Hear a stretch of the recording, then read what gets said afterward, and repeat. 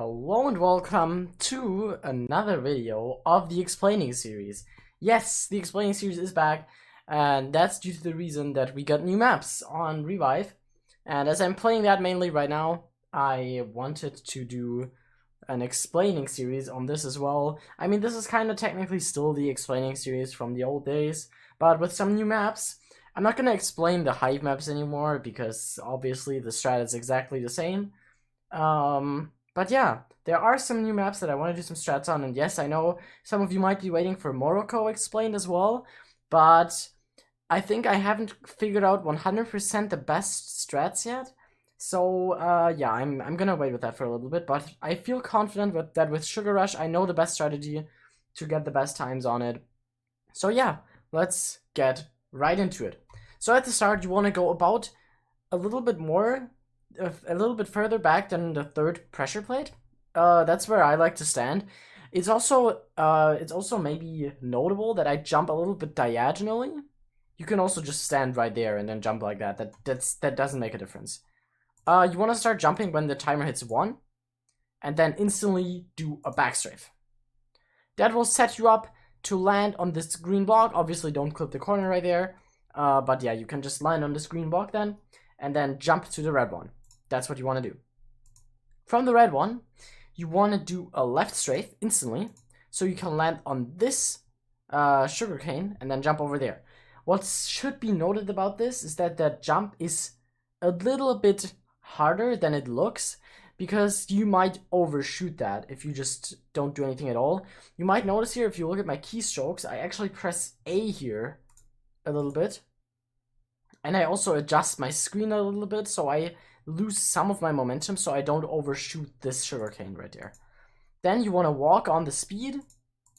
Right here, try to be careful not to walk over this path right there, because you'll die. You can't make it over that. I like to just go right above the thing right next to it. So I like to go right above here and then turn around. Once I'm on this block, you can turn around. Then I land on the stairs once, twice, and then when you hit the stairs the second time while walking down, you jump off of it. So once, twice, and then you jump. And then after you lost your speed, you go around this corner, then you turn around. Be careful to be on the second block, because if you're right next to the corner, you will not get that speed because your momentum is going to be too strong. When you turn around this corner, a lot of people have been telling me that maybe you could take this tighter. And yes, maybe that is possible, but a thing about this is there is one limiter. Even if this gets faster, there's one limiter to it. So when you jump out of that speed here, you still need to not clip these stairs. And for that, the best thing to do is just landing on this slab right here after you've lost your speed, and then landing on the corner of this, to then landing about right there, and then going up those stairs. And that's the optimal way of doing those stairs. And even if you were to be faster, making it on top of this slab is insanely difficult. And the only other thing that you could do is stop your jump here and then landing on that bottom thing, and that's obviously slower because you're going to lose all of your momentum. So you don't have to take this as tight. What you need to do is you need to figure out a timing that's kind of practice based, to always land on top of this slab after your speed ran out. That's what you should be aiming for. If you have to adjust a little bit, that's fine. I did that too. Then you go around this corner. Be sure to not clip it, of course. And when you go on top of that jump boost, for Europeans, at least for me, I think I can jump on it instantly. At least when I get good stairs before that. Then I can jump on it instantly, turn around, jump instantly again, turn around, jump instantly again. They increased the jump boost. It was 1 second at one point, and you had to get multiple jump boosts. But they increased it actually, and now you can get all 3 jumps with 1 jump boost. So be sure to not wait on any of those jump pads, just jump immediately. After I get out of here, I like to jump on top of this little lollipop, because that sets you up pretty well for the section after this. I also try to still hit this block. If you don't hit it, that's fine. You can also land right after it. But if you land on top of it, then you're set up well for this slab boost. If you do it perfectly, it looks like this, and you can keep your sprint here. One thing that's important to know about these speed boosts, you actually, these two speed boosts are actually different ones. So not from the speed itself is exactly the same, but if you think about it, if you land here and then get the speed, you basically waste a little bit of time. If you could land there and then get the speed, that would be way faster, right? So that's exactly what I'm aiming with this slap boost here. If I get that slap boost correctly, I can jump over the first speed boost, land right there, and then get the second one. Also, what I've been seeing a lot of people doing is wiggling here at that diagonal section, like wiggling left and right so they won't fall into these holes.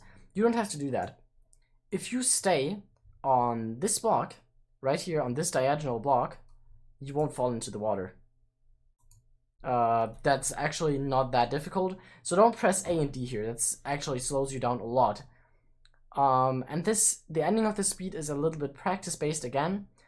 What your goal for this should be, after you get out of the speed, you get one jump and then you get a slap boost off the left side of the stair. That is optimal, because if you get that, you don't have to adjust here. You can just jump all over that slab right there and get the second speed boost. If you do the slap boost with the stair before the drop down right here, then that is actually perfectly optimized. After that, when you get out of the portal, jump down the stairs, and then there's a really precise jump here. Some people seem to be struggling with this, but it's actually, if you practice it a little bit, it's not that difficult. You have to land on top of this blue glass pane. You can also alternatively land there, but then you're gonna have to go around the barriers that are on top of these, on top of these fence blocks. And that's kind of difficult, so I like to land here. Even if I have to lose my momentum a little bit, it's still better. And then you're gonna jump to the corner of this block. It sounds a little bit hard because the corner is not that easy to hit, but it's actually not too difficult.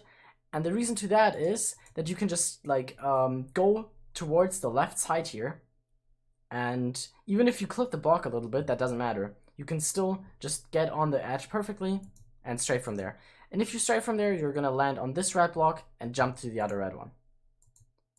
Then you basically skip the entire section here on the right, which would be really, really slow to do normally. So that's a really, really good strafe.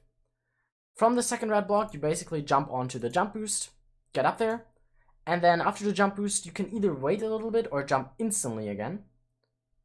Just be careful to not get a second jump. That would be horrible and would actually ruin your run entirely. If you did it perfectly, without getting another jump boost, you should be fine to just hold space here. Yes, even if you land on this block, don't go down to this one. You can jump from here to over here. That is possible. Also, what I've seen a lot of people doing is getting a third jump boost here. Problem with that is that you cannot keep your sprint all the way through. And yeah, at some point you're gonna have to slow down in the air to not overshoot anything and land in the water right there. And that's kind of what makes it bad, in my opinion. So what I do here is I wait a little bit and then get the slap boost of those slabs, and then I can just jump here perfectly. At this water section, you have to wait a little bit to jump over this part of water, and then jump on top of this block. And don't strafe yet. Even if you have a strafe ready, go on top of the wall and strafe from there. The reason to that is that you can time your strafe a lot better then, and then you can land right here, jump onto this red thing again, and land on top of the pink block right there. And that just makes it a lot easier to do from the wall instead of the block right before it. So I like to strafe from the wall. Then you can jump there, do the stairs. And here I recommend trying to get a boost of this block as well. So what I do here basically is I get up on this slab and then I turn to the left to get a boost of this block right here as well. And now this is one of the hardest things about Sugar Rush in my opinion, but if you practice it a little bit, it's actually not too difficult. This is what I would like to call the flick strat. basically. When you turn around this corner, you can like flick your mouse around to land exactly on top of this block.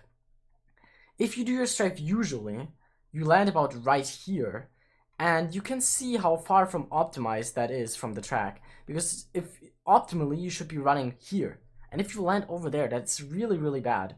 So I found this little trick to land on that corner, and then you're lined up really, really well again, and you're not all the way on the right side of this track, which would just slow you down by a lot. So the way you do this, basically, you jump off this part of that red thing, and then before you even strafe, you have to go to the right a little bit. If you strafe too early, you're gonna hit these pistons, and that would obviously not be good. You would lose all of your momentum and the strafe would be wasted. So you have to be on this block, like at least on the coordinate of that block, to strafe.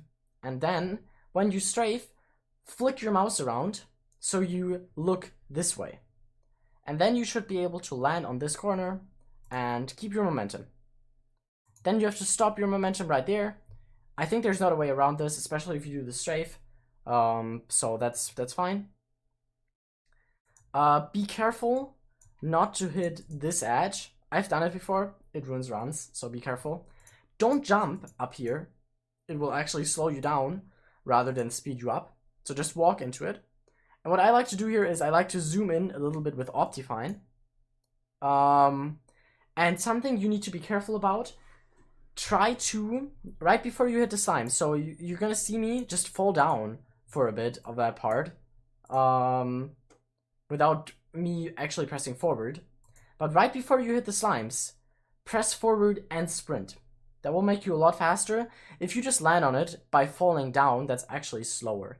So try to, right before you hit the slimes, try to accelerate, because the slimes are actually gonna accelerate the acceleration, basically, if you know what I mean. So that's how you do Sugar Rush. That's how I got a 112.555. You should be able to replicate this. I hope this helps you with your runs. I'm gonna do this with more of the new maps in the future, but I wanna be sure that I have figured this map out, basically, and not just tell you something and then the next day we found a groundbreaking new strat that you just don't know about in the explaining series video. So I really wanna have the world record, or at least a second of the world record, covered so that you can replicate it. I hope this was understandable. I hope you understood what I mean and understood the run a little bit better now. I hope you can get some faster speedruns yourself, and I'll see you guys in the next one. Thank you for watching.